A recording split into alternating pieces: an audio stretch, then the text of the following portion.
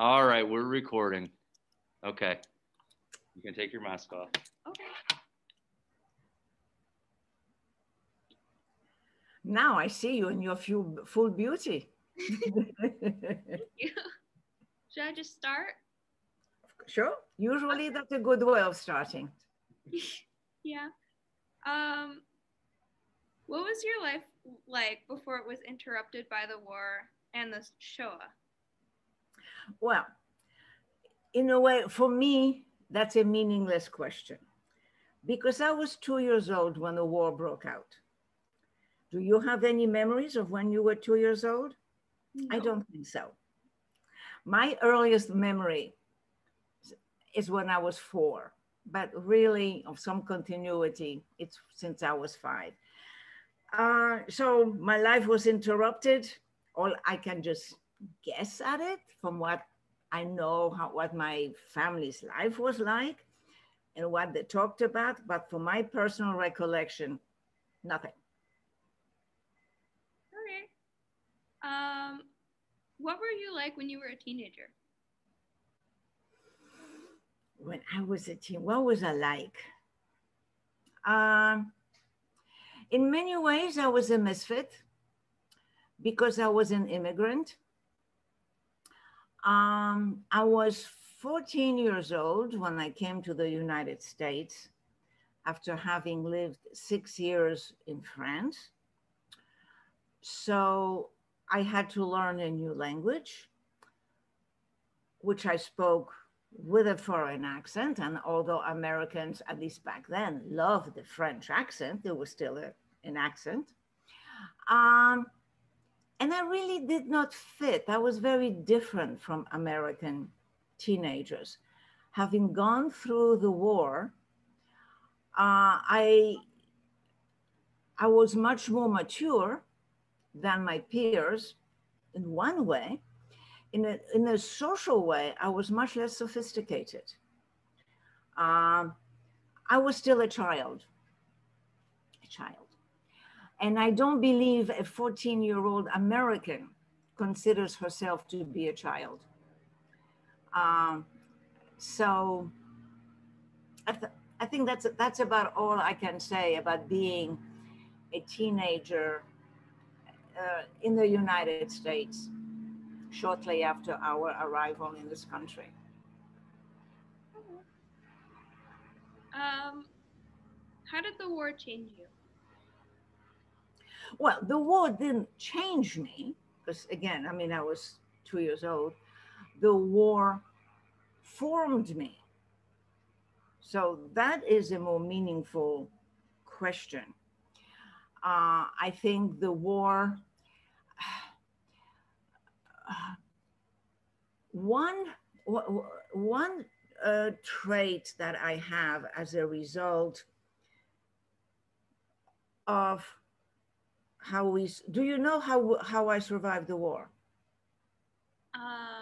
No, I don't think so. You don't think so? Okay. My family survived by changing our identity. We changed our names and we pretended to be Catholic. And we tried to blend into the ambient community where we lived. So in order to achieve that, okay, and so now I became a Catholic when I was 5 years old. So from the age of 5, I knew I was acting in a sense. You know, you want to look at it from a child's point of view. I was an actress on a big stage. And if I screwed up, my whole family died. So that put quite the responsibility on me, on my behavior, what I did, what I didn't do, what I said, more important, what I did not say. And what I have, the major remnant of that I have is that I am extremely alert to my environment because that was essential for survival. You had to be alert in order to identify if danger lurked around or, what the situation was, demanding that I behave one way or another. I had to learn to think on my feet. And one thing that makes my husband very nervous, I became a very good liar. If I lie, he never knows whether I'm telling the truth or whether I'm lying. And every once in a while, it came in handy. All right, then. But perhaps not something to brag about, but hey, life is life. Yeah. What do you think your life would have been like had it not been interrupted by the Holocaust? Oh, it would have been very, very, very different. My family was very, very well-to-do before the war. My mother had 5 servants. 5? Yeah, one for each different thing. One came to do the laundry, and one did the cooking, and one did the cleaning, and one did the mending. My mother spent her days playing cards at the club. We took winter vacations and we took summer vacations. And it's the kind of life that I just did not have.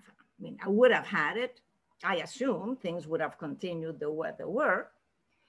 I certainly never would have had to work. I had to work my way through college.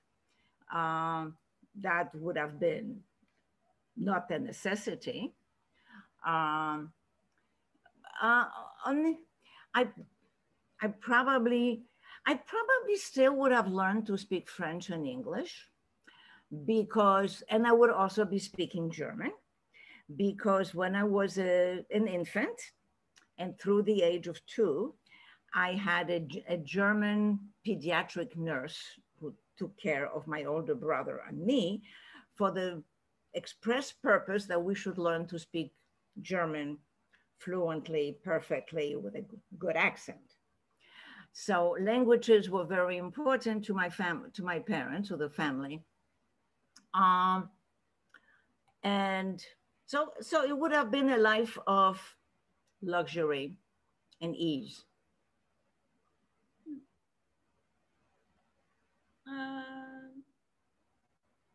What was stolen from you and your family during the Shoah? Everything.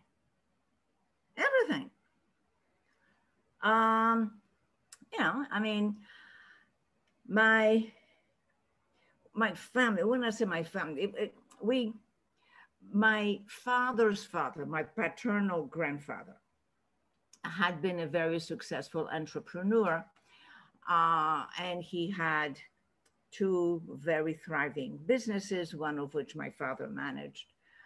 All of that was taken away. All our possessions were taken away.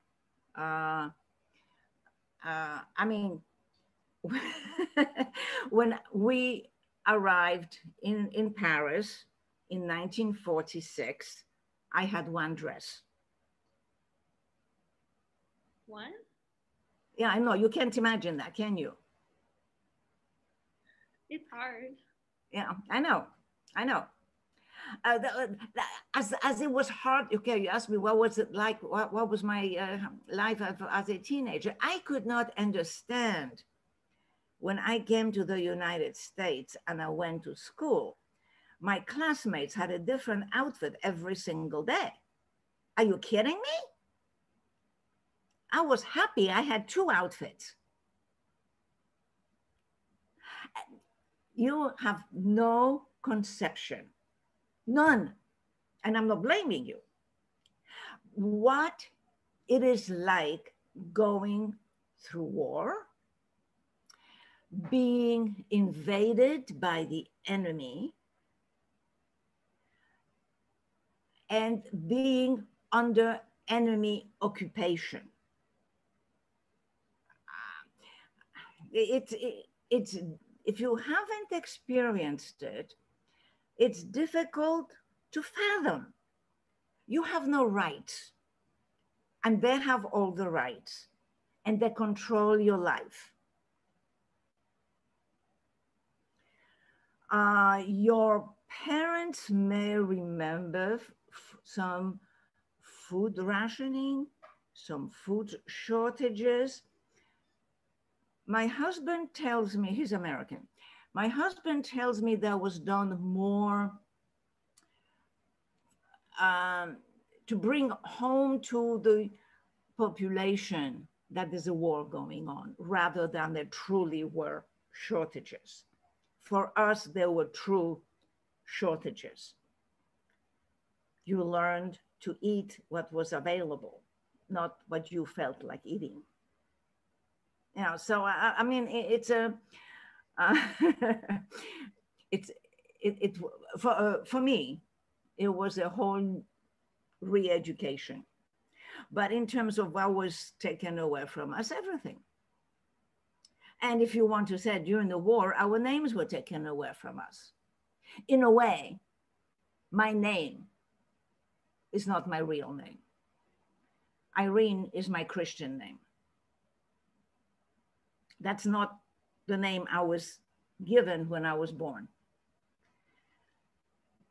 But my mother didn't want me to have a typically Jewish name, because in Poland, only Jews named their children with names from the Old Testament. And so Ruth was a dead giveaway I was Jewish. Like my brother was Jacob, that's not allowed, because that's a Jewish name. I didn't know that. There are many things you did not know. You're an innocent child. You don't think so. But as you mature, as you read, as you travel, you learn. And you learn to be lucky to live in the United States of America. What lesson or lessons do you want to impart to young people today? The lessons that I want to impart to the children is that they should be aware of events, not only in their immediate neighborhood, but in the world. Because what goes on the other side of the world, one way or another, sooner or later, is going to impact you. And so understand it and be prepared for it. And I am really distressed and appalled by how ignorant, as a generality, American teenagers and even adults are ignorant of what's going on in the rest of the world. All they can think is their community and their state. That's the kind of thing I keep pounding into my grandchildren. Like I said, be lucky. Recognize how lucky you are that you live in the United States of America. But number one, that comes with a responsibility. But more to the point is that there is no guarantee that it's going to continue to be peachy and hunky-dory. And certainly one thing that the war has taught me, as I said before, it taught me to think on my feet. It taught me to be strong. It taught me to be resilient and resourceful. And it taught me that I can live very happily with very little. So as much as I relish the life that I was able to have, develop, work for, create now in my old age, I would be quite happy if I didn't have all the comforts and luxuries that I have. It's nice to have. I'm not making light of it. I'm enjoying it. But it distresses me when I hear my grandchildren and other young adults saying, oh, I couldn't do without this. I couldn't imagine. Well, be creative and imagine, because you can live quite happily and productively with a lot less than you have. Do you know what is going on in Myanmar? Where? Ah, why am I not surprised that you don't even know about where Myanmar is? Do you know what Burma is? No. No. All right. It's a little, well, I don't know how little. It's a small country in Southeast Asia. Used to be a colony of Great Britain and was known by the name of Burma. When it became independent, it changed its name to its name, Myanmar. Quite a dictatorship, quite a dictatorship.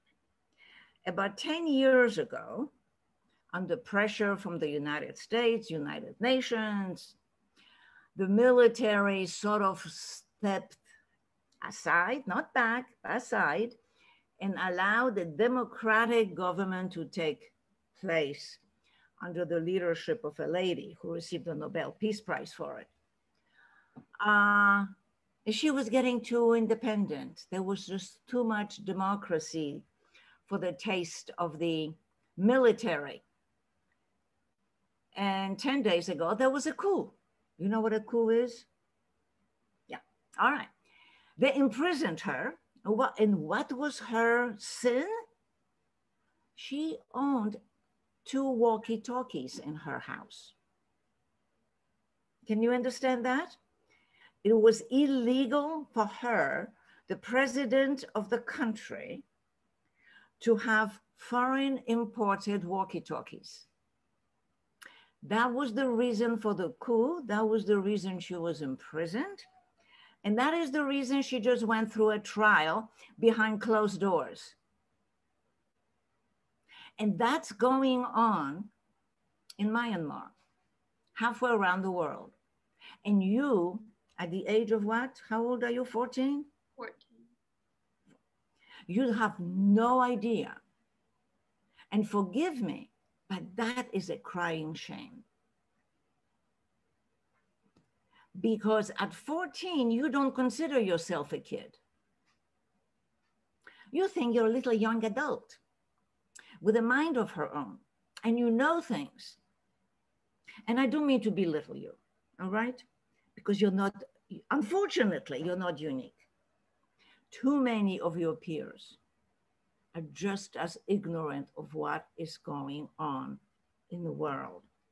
And if you don't know what's going on in the world, when you do hear something, you don't have the overall information, the historical, to appreciate whether what you're being told is genuine, is justified, or whether it's a bias. We all have biases, right? That's normal. And therefore, we need to have knowledge in order to be able to understand things in our own judgment, rather than to swallow whatever it is that somebody tells you. And so that is really what I beg the young, modern, current generation. Be involved, be knowledgeable, read the newspapers. Forget social media, crying out loud, they're feeding you a line. Not that the newspapers are 100% objective. Nobody really is, I don't believe. But if you get a little bit here, a little bit there, and you talk with your parents and you talk with your teachers, you will begin to be able to form a general picture. And you will see contradictions or differences, and then you'll be able to reconcile them, or at least you'll be able to be aware of the fact that there are different answers for what's going on. And as citizens of the most powerful country in the world, it's your responsibility to be informed. Otherwise, how are you going to be a responsible voter and selecting a responsible leader? End of lecture. All right. The Holocaust Center of Pittsburgh has now been around for 40 years. How has the Holocaust Center been a part of your life?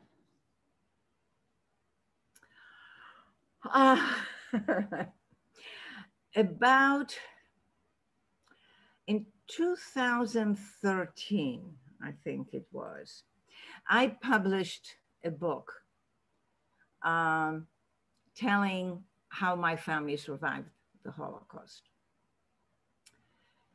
And that was when I became involved with the Holocaust Center. Until then, quite honestly, I had no use for it, no interest in it. From as far as I was concerned, I went through it, I survived it, leave it behind me, not interested in revisiting history. To me, quite honestly, the Holocaust Center was an expression of guilt of the American Jewish community for not having done more on our behalf when Hitler was slaughtering us. And I said, all right, you did what you did, or you didn't do what you didn't do. You helped afterwards, and thank you very much. We appreciated that. I was dressed by the clothes that the American Jews sent to Europe at the end of World War II. Those were the first clothing that I remember receiving. But as far as the Holocaust Center here, to me, that was history you want to learn about. I go to school and read a book. By the time I wrote my book, and one reason I wrote it was because I became aware that the number of people who were denying that the Holocaust had ever existed was growing. Whereas we, the survivors, the witnesses to the horrors, we were dying. At that time, I was about 70 years old, not so young anymore, and I'm one of the youngest. And so that's when I allowed my family to convince me that I should write our story. And once I had written it, so then I became involved with the center. And really my involvement consists of the fact that I'm willing to talk about it, to talk to young people, to make them aware. To make them aware, and the more I talk to young people like you, the more I become aware that it's not just important that you should believe that the Holocaust occurred, that all these horrors really occurred, took place, and that 6 million and probably more Jews of Europe were murdered. The more I talk about it, the more I become convinced that what needs to be talked about is why did it happen? How was it allowed to happen? Is there anything else you'd like to tell us about your Holocaust story that we have not asked you about?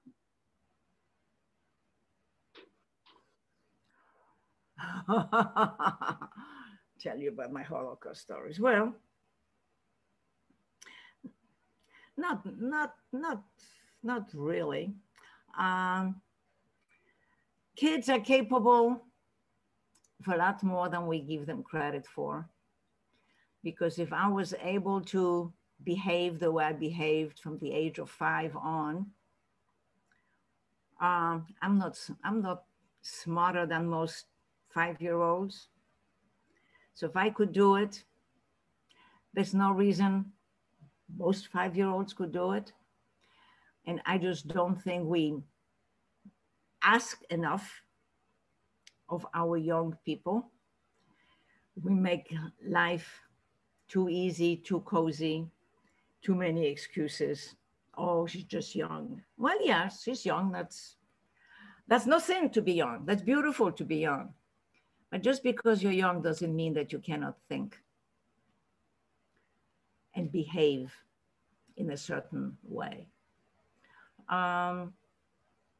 So I think discipline,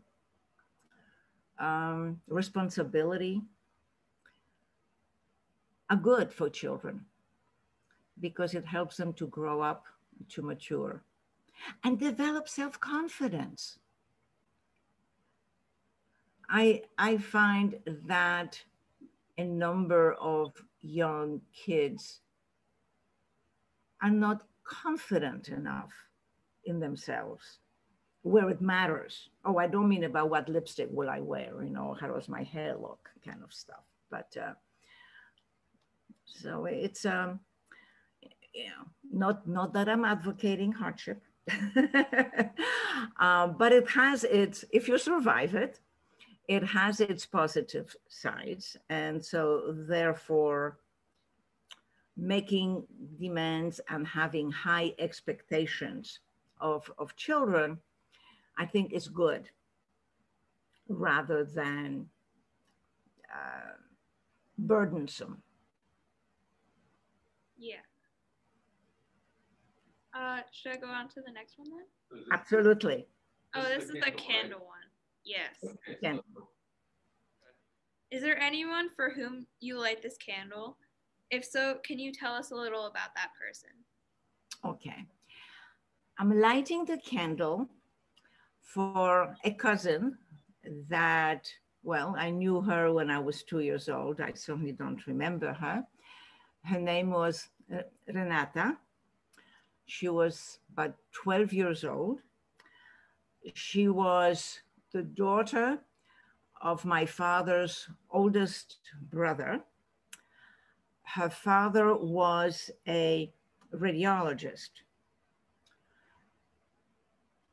Because in Poland, Jews could not go to university, it was very difficult. It was a quota of how many Jews were accepted to university.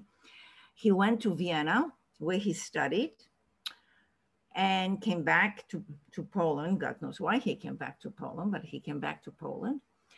And he was, radiology at that time was a brand new field of medicine. And he was the only radiologist in our hometown. When the Nazis occupied, it was forbidden for Jews to have Christian patients. He was, as I said, the only radiologist in town, and a Christian patient came and begged him she needed to have an X-ray taken. And he relented, took the X-ray. She reported him, and he, his wife, and daughter were deported to an extermination camp where they perished.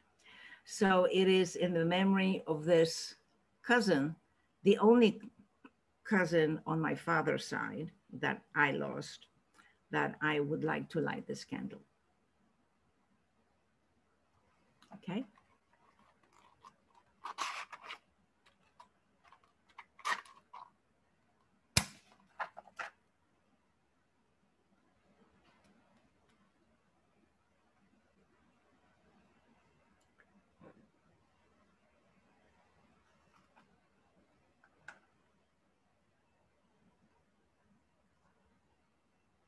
and I pass this candle on to you.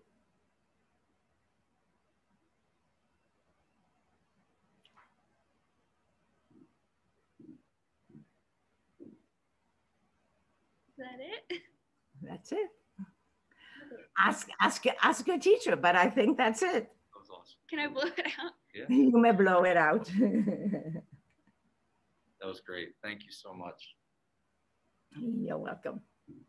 Thank you. You're welcome. That was outstanding. I really appreciate your time again. Well, you're welcome.